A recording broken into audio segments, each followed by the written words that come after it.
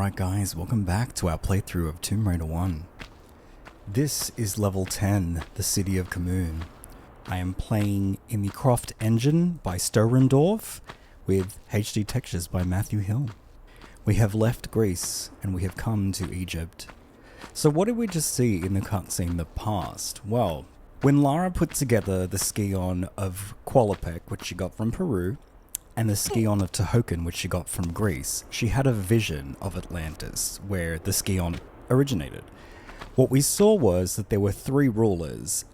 Now, one of those rulers, who we don't know yet, used the power of the Scion to create fleshy, monstrous beings, kind of like the one we saw guarding Tihocan's tomb, the centaur. So we can kind of deduce then that the centaur creature we saw was a creation from the time of Atlantis, and that was a demonstration of the Scion's great power. When the other two rulers saw that the third ruler had used the Scion for this purpose, they locked that ruler away and threw away their Scion. Now, just as that happened, Atlantis was struck by a disastrous meteor, and the Scion that belonged to the third ruler got tossed away, and Lara was able to see its exact location, which is here, the City of Khamoon, somewhere in Egypt. So, Qualopec and Tihocan survived the meteor disaster. And after Atlantis was destroyed, Qualopec migrated to Peru and became part of Incan culture and worship, which is why we found Qualopec buried beneath Incan ruins and beneath an Incan city. Tihocan went to Greece, we suspect Meteora, where he ruled till he died. The third ruler, we assume, remained imprisoned wherever Qualopec and Tihocan put them.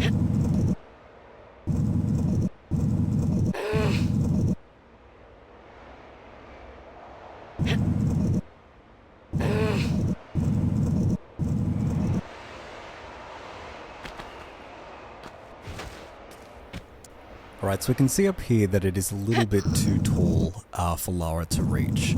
So we can use these blocks to get across.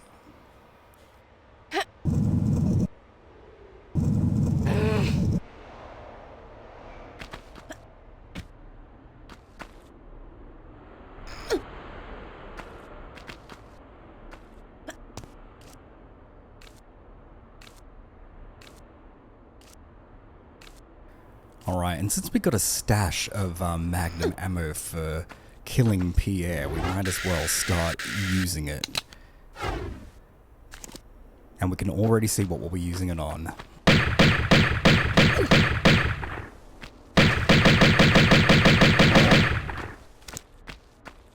Looks like the jaguars in Egypt are going to be the thorn in our side.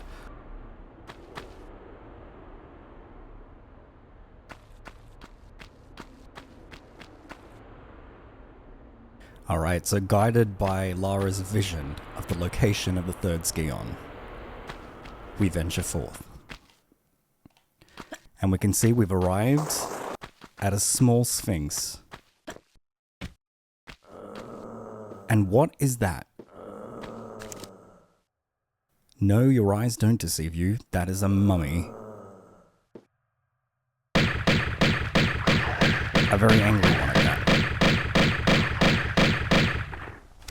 Okay, now do you know what that reminds me of? Do you remember back in the Tomb of Qualopec as we went to take the Scion off of its pedestal?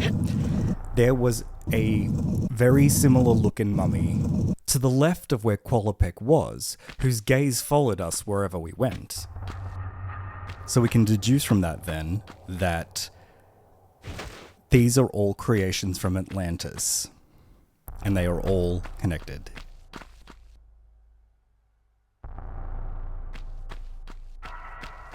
Alright, so if we take a look at this level, we've got a set of double doors, a opening up there with a ramp that we can't reach. We have the Sphynx, of course, We've got a small obelisk-looking structure here that requires 4 Egyptian objects of some kind. And a gate here that we can't go through. Let's begin by getting the goodies in the water. And I'll show you where we need to go.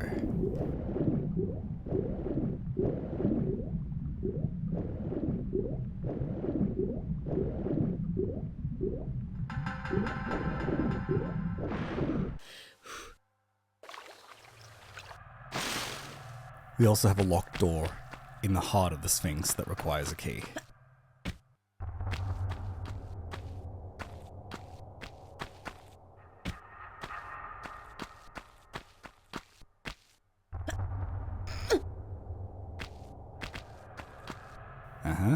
Pretty sneaky, right?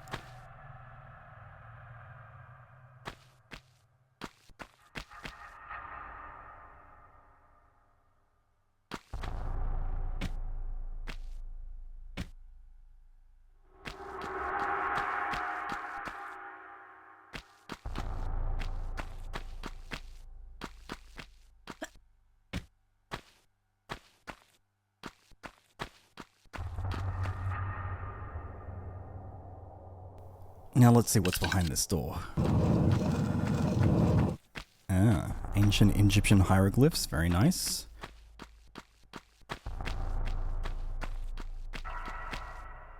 Some Egyptian stone statues that look a lot like sarcophagi. Is that the plural?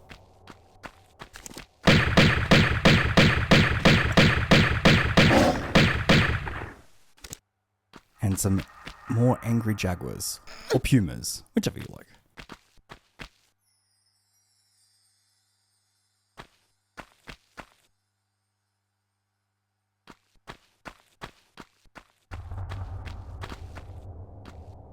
Through these bars we can see double doors with a keyhole.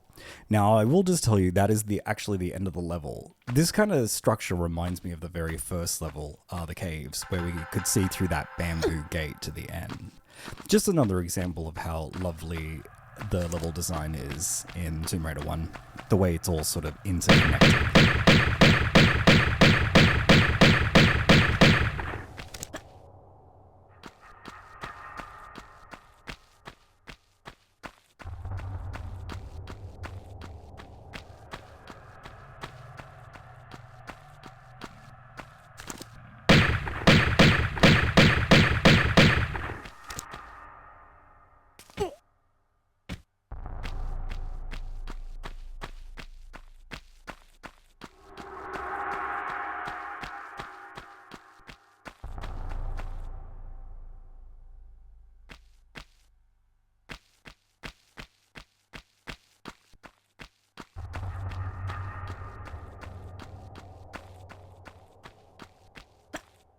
Alright, so we've obviously got kind of like a little shrine-looking area here.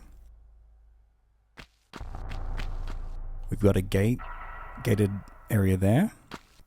I will take you first before we go to secret number 1.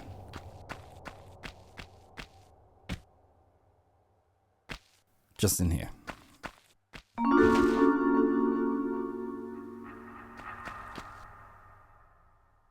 Nothing too flashy, just off the beaten track there. Okay, so if we look at this structure, it looks like there are hatches or more of these Egyptian doors that can be opened. Nothing we can do from here though. There is a pool in the back, just here. I'm going to go for a swim.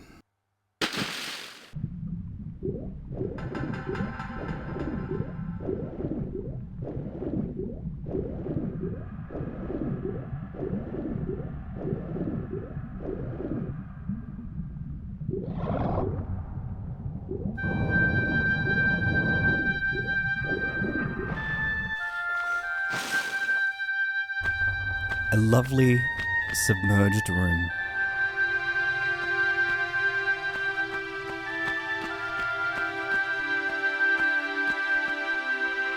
Let's get higher.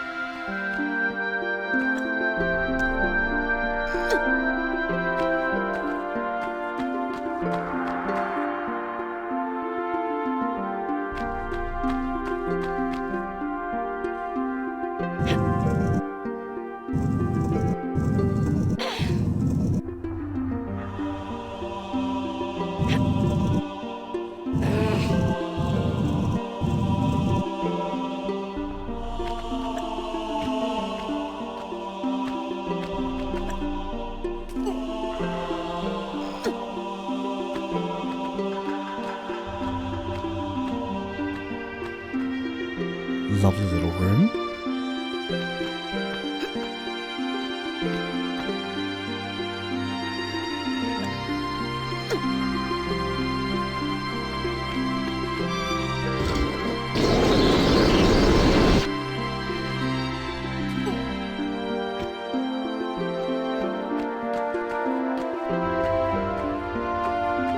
See what that did?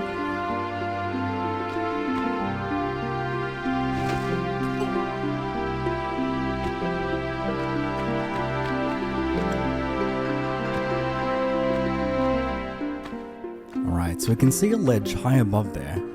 Hard for us to reach down here, but with a little help of this hieroglyph block, we might be able to reach it.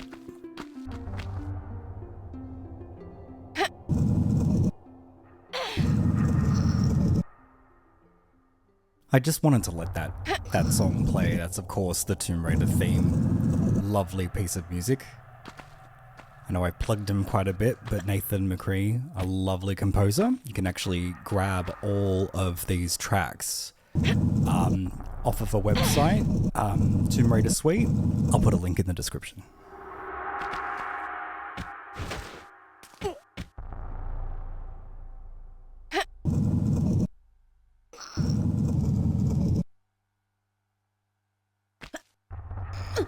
Alright, let's give this jump a go.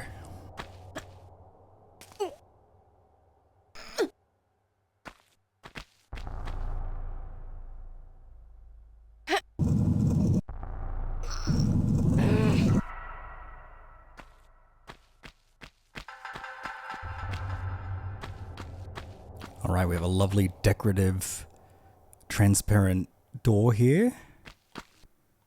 Can't be opened from here, but we can clearly see there's something behind. Let's pull the switch.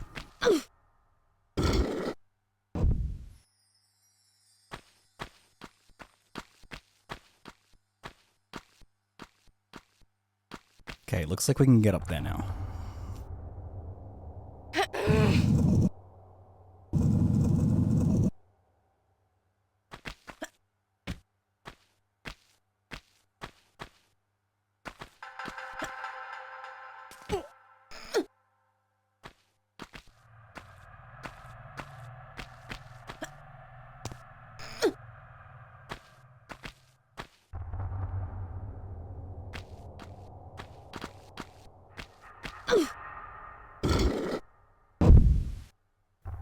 Excellent. Now before we get back down there, I'm going to take us on a little route that will lead us to secret number 2. We can traverse the collapsed cave or sands that this is in.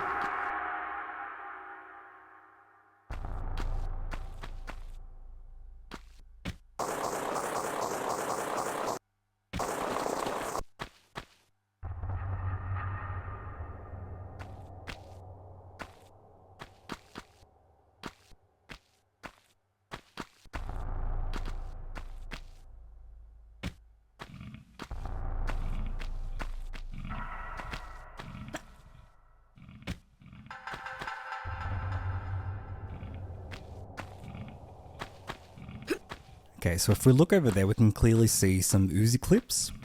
That's actually secret number 2.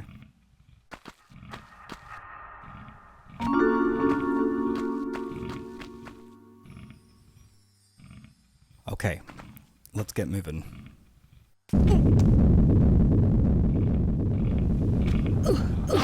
Ooh, and another. We dodged a boulder just to get chumped from behind. Okay. Let's head into the shrine.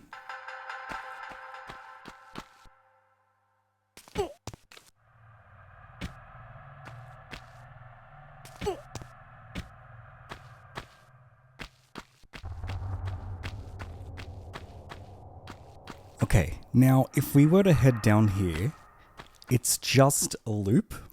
I think there's a spike trap down there, so we can avoid that altogether.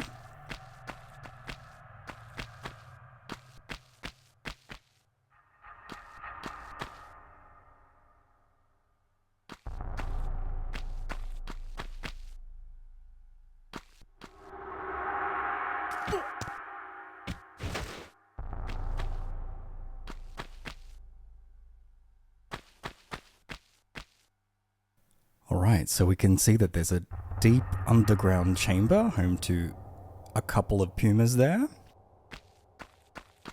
There is a switch up here. Now we can't actually go back up there because it's too high for Lara to climb, so I think that's actually going to be used in a later level.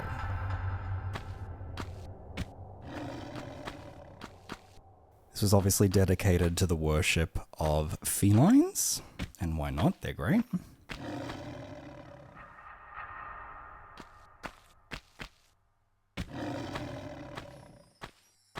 The jump across to this middle platform is too far for Lara to reach, so unfortunately we're going to have to go down into the pit.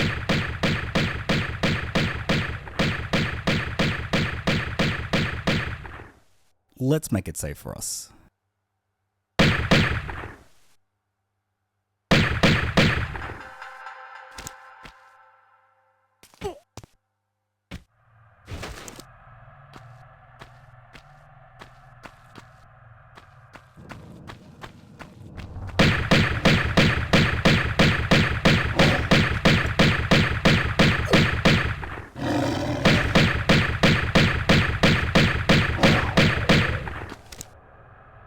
Lovely. They came out of this door.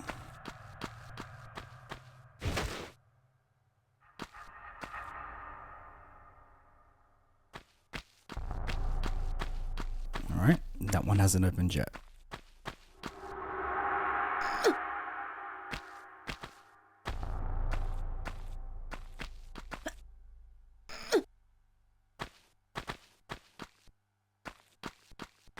Alright, let's grab secret number 3.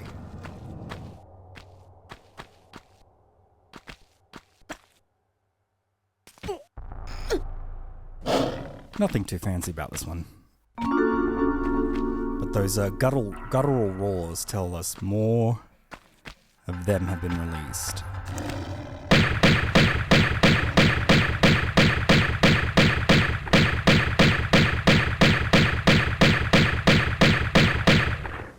Lucky we had the higher ground, eh?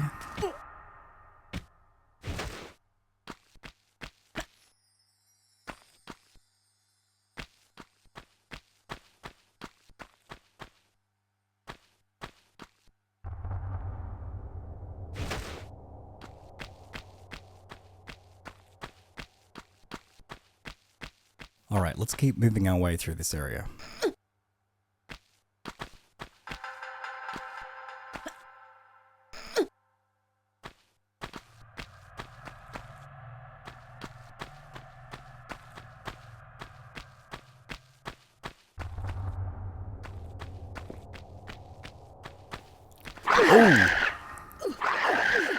And another one of these lantern monstrosities. You can see how violent and how strong they are. Whew, that was close. Alright, so we've got a big empty room here. You can see a hatch in the ceiling and an opening we could definitely not reach. The only way forward is this way.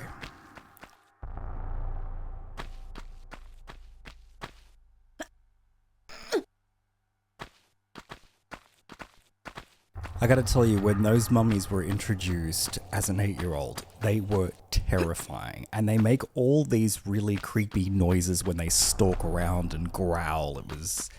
It was very scary. Alright, so we're on the other side of that lovely door we saw before. We've got another Sapphire Key up here.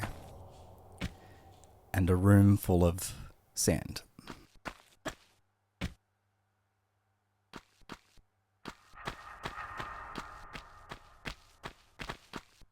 See what I mean about cool level design? We're actually in the room we're above the room we kind of started in.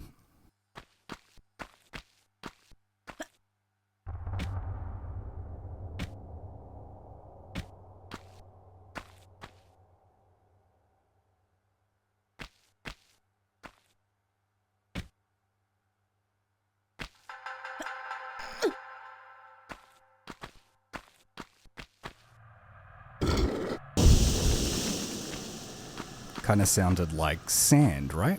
Let's go see what that did.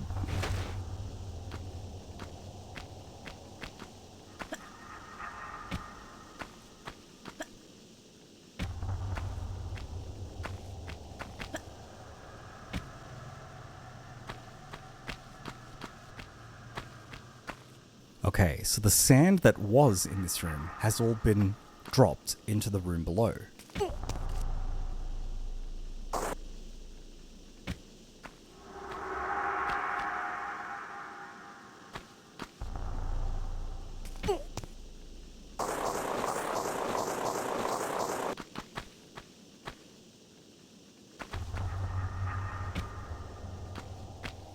Okay, and it's allowed us to reach that opening in the wall.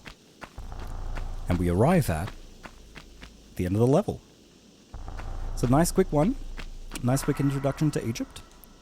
I will catch you guys in the next level that, as you will see, beautifully entwines with this level.